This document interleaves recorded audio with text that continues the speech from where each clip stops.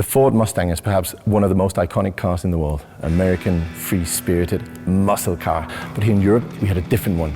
We had the Ford Capri. The Ford Capri was launched in 1969 and produced all the way up through the mid-1980s. And now, there's this. This is the brand new 100% electric Ford Capri. It's an SUV coupe, and let's have a walk around, see what it's all about, because it is totally electric. So I love what Ford is doing to their car brand. They took the Mustang and made that a fully electric SUV, still with this sporty DNA. And now they're taking the Capri and they're doing a similar thing. They're taking the most iconic names and they're making them totally electric. It's available in two versions, rear-wheel drive or all-wheel drive. The rear-wheel drive has got a 77 kilowatt-hour battery with which it can drive 626 kilometers according to the WLTP standard, and it can charge at 135 kilowatts, meaning that you can do 10 to 80% in less than half an hour. If you go for the all-wheel drive version, you'll get a 79 kilowatt-hour battery, funny little difference there, with which you can drive 592 kilometers according to the WLTP standard, and you can charge at up to 185 kilowatts. Both share the same top speed of 180 kilometers per hour, but really, you don't need to go any faster than that. But it is a sporty SUV. It's a coupe. And you can tell by the roofline in the back and by the fact that even the rear-wheel drive has got 286 horsepower. And if you go for the all-wheel drive, you'll go all the way up to 340 horsepower. The new electric Capri is 4 meters 63 long, 1 meter 94 wide, and 1 meter 63 tall. So it retains these kind of sporty dimensions that we're used to from this brand. There are also some design features that you'll recognize from the good old Capri. For example, this third window here in the back, you'll see that it is rounded, something that's not very common today. I can't think of any other car that's got this as a design feature, but it was very common back in the 60s and 70s when they designed the Capri. Let's have a walk around and see what they've done with the design for the Capri. In the front, it's based on the MEB platform, and you can tell. However, they've put a bit of the Capri DNA into it. We've got the dog bone front here where this black bar connects the two front lights. We've got the Capri name stamped into the exterior of the car here.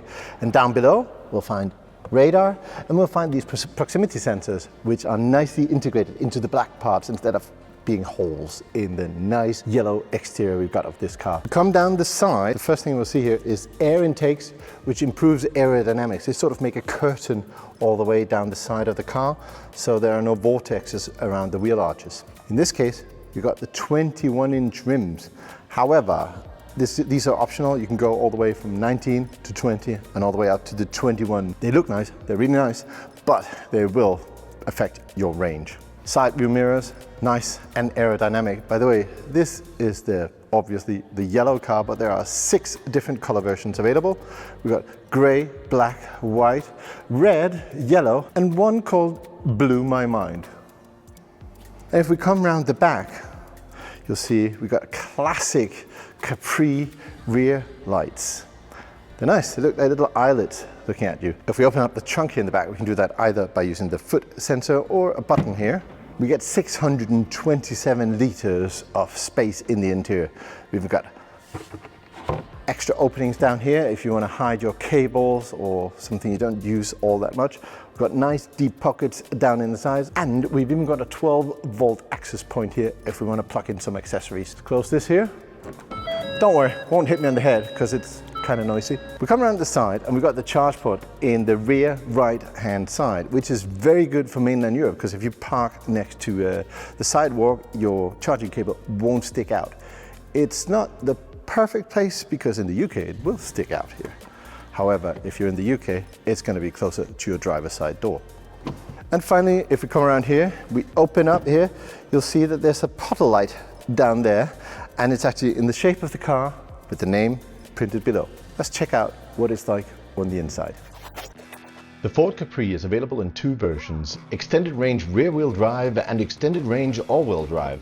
Let's go over the details of the extended range rear-wheel drive first. It has a usable battery of 77 kilowatt hours. The motor delivers 210 kilowatts of power, which equals 286 horsepower. The motor is in the rear axle. The range with this configuration is all the way up to 627 kilometers according to the WLTP cycle, and it accelerates from 0 to 100 in just 6.4 seconds. The The top speed is 180 kilometers per hour. Let's talk about the charging though.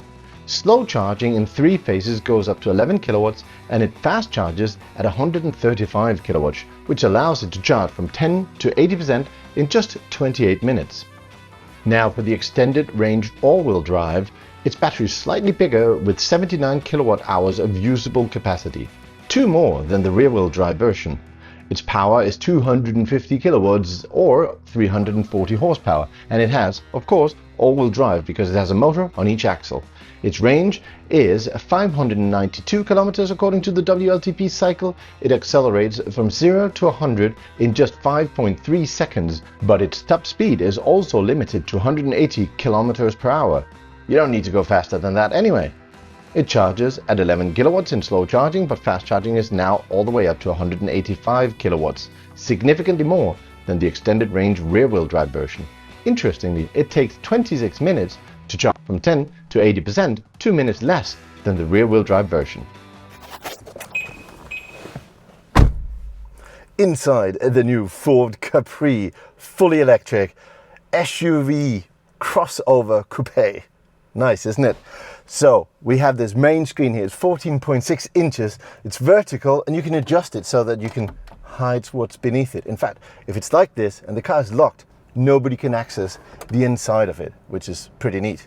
It locks it down. We've got a pretty big storage department down here. We even got 2 USB-C ports down there. So if you want to hide something in there, maybe an iPad for the kids or something like that, you can put it in there, charge it up, lock it, and leave the car and nobody will be able to access it.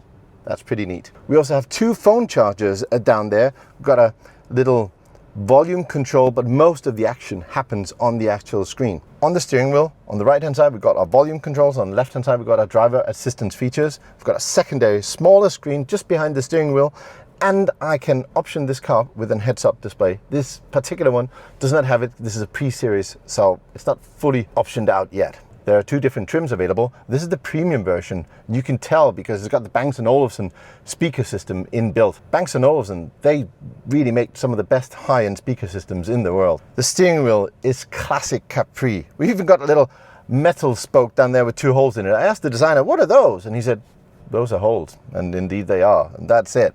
It's got this hexagonal shape, as we remember from the good old Capri. And one of the benefits with this is that the space at the top part of the steering wheel is quite wide, so I can easily see the screen there. I'm quite tall. I'm 1.90 m or 6'4", so very often I get the top part of the steering wheel just in the middle of the screen, which is really, really annoying. Here I can clearly see it. My seat can adjust to several driver positions. I've got 2 presets. I've also got a massage, which is nice. Got interior lighting going all around the inside of the car. It's in the front, it's on the doors, it's in the center console as well. I can adjust it on the screen here. Now, talking about the screen, because that is really the main event of this car. We've been using the system all morning. It works really smoothly. It's really quick and easy to use. It works basically like a cell phone. You've got your status bar on top, you got your climate controls down at the bottom, and then the rest in the middle, you can customize it as you see fit. So if I just hold down what I have here, it's going to give me this menu system where I can, like, let me just delete this page completely. Okay, yeah, be gone. And then I can add another with a custom layout. I can do like a 2 split screen or even 4 or 3 different ways. So let's just try this one here. Let's say I want my driving data, I've got my vehicle status, my charging, and I've got some configuration stuff down there. But so if I want to change this, instead of having the vehicle status, say for example, I want my map there, I can just click on that, and there you go. Now I've got my driving details. In this case, I've just planned a route, so I can see my charging stops there, which is pretty neat. Regarding climate control, I've got a heated steering wheel, I've got heated seats. I've got some fun options here in the climate control. Check this out. So you Brits will like this. I've got a specific button to warm my feet and to warm my hands. And not only will it warm the steering wheel, it'll also blow hot air up on my hands. So yeah, good for you and your not so great weather. One thing I really like about this system is how to plan a trip and how it helps me to actually do a road trip in an electric vehicle. I want to go far away. Say right now I'm in Germany, but say I want to go to Madrid in sunny Spain, because why not? So it's planning a route for me, and it's planning the charging stop. Not only is it going to tell me where to charge, it's going to tell me how much battery I'm going to have when I arrive and how much battery I'm going to have after the 28 minutes I'm going to have to stop at this particular station. This is really useful. Some cars will plan the route and it'll say you have to stop here, it'll put you at a 50 kilowatt station, and it'll tell you how long time you have to charge to 100%, which is not how you're supposed to drive an EV. This will tell you exactly how much you need in order to get to your next stop, which is the most efficient and the quickest way to travel. And it will literally save you hours on a long road trip. So I really like how this system works. You can even go in and you can filter. So say I'm doing a road trip with the kids, so I know that my stops will be longer because the kids have to eat and have to go to the bathroom and all that. So I don't mind charging at 50 kilowatt stations, but imagine I'm just driving by myself and I'm in a hurry. So I just want to filter it down to only use 100 kilowatt or more charging stations, and then I can filter on the provider. In this case, I've got Ionity. I could have others depending on my country. Please remember, this is a pre-series car, so it doesn't have all the options yet, but other charging networks will be available. And I've even got this one, which is the Blue Oval Charge Network. Now this car comes with a RFID card that you can use to start charging at any charging station in this network. This means that it'll be much easier to find the charger, start the charge, pay for the charge. You don't have to fiddle around with credit cards and phone apps. And it's really useful to filter on this, and that ensures that when I travel, I always find a charger that I can actually use. You can even filter by the ones that are available, so the car will receive real-time information about which chargers are available, which are occupied, which might be, out of order. Yes, that happens too. And it'll route me around, so don't go to any of those. This is really useful, and it's one of the fundamental things that'll just give me confidence when I'm doing a long road trip, that I won't get stranded, I won't have any range anxiety whatsoever. It's even more important to have a good system like this than it is to have a big battery. Now for infotainment, say Spotify or Apple Music or whatever you use to listen to music, Ford relies mostly on the Apple CarPlay or the Android Auto. So this works without having to connect any wires. You'll have an icon up there and you can just switch into that. The philosophy here is that it's much easier to use whatever subscription model you have on your phone instead of having another one for your car where you have to log in and do all the things again on the screen. Nah, you just connect to your phone and the phone will come up on your screen and that'll do it for you. I kind of like that. I have my Audible, my Spotify and whatever else I listen to on my phone anyway, so I don't really need a copy of that or another subscription on my car. The car is perpetually connected to the internet, of course. It'll help me with routing, and of course, we've got over-the-air updates for the software, and in fact, this software is already 2 versions behind the ones that the guys at Ford are working on right now. So when this car is out on the street, it'll do even more stuff. I can change the ambient lighting on this car as well. I've got some presets, and that'll change what I see in the front, on the side, here in the middle compartment, and even on the doors. Space inside is nice. Of course, this is an SUV. You would expect it to be nice. I'm sitting not quite as high up as in an ordinary SUV. I still get this coupe feeling where I'm sitting as in a sedan, but I can see the bonnet in front of me, like a big, powerful American muscle car. That's at least the kind of feeling it conveys to me. But yeah, it looks nice. It's a nice view out the front. One thing that really helps with space in the inside is this moonroof. Well, it's more than a moonroof. It's a full glass roof that covers the entire length of the car. There's not even a pillar in the middle that connects the B pillars, so it's just a big piece of glass. It's tinted quite dark. I'd expect that some heat would come through from the sun if there's a lot of sun where you are, but being an electric car, it's not really a problem. You can cool the car down before you even get into it. In fact, this car's got all sorts of charging optimization settings in here, and you can of course climatize it on demand every day at a certain hour if you leave, say, for work at 7 o'clock or 9, depending on what kind of work you have. We're very familiar with the driving modes from the MEB platform. We have this gear shifter up here where we've got D and B. So D will do less regenerative braking and B will do a little bit more. However, the car doesn't come to a full stop when it's below 5 to 10 kilometers per hour. It'll just keep going. You'll have to put your foot on the brake pedals. So if I go into the driving profile, I've got 4 different modes. I've got Eco, Sport, Normal, and Individual. Normal, I think Sport's pretty normal, but hey, that's just me.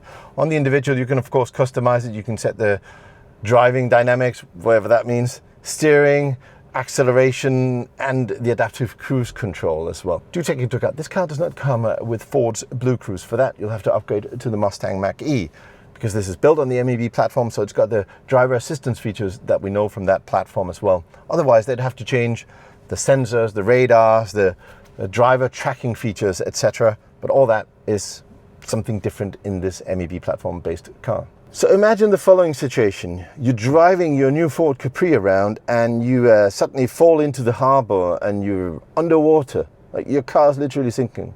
What do you do? Well, the guys at Ford have thought about this too. So here you go. You can get your own little hammer with you when you buy this car, so you can just easily break the windows and get out in case of an emergency. Why not?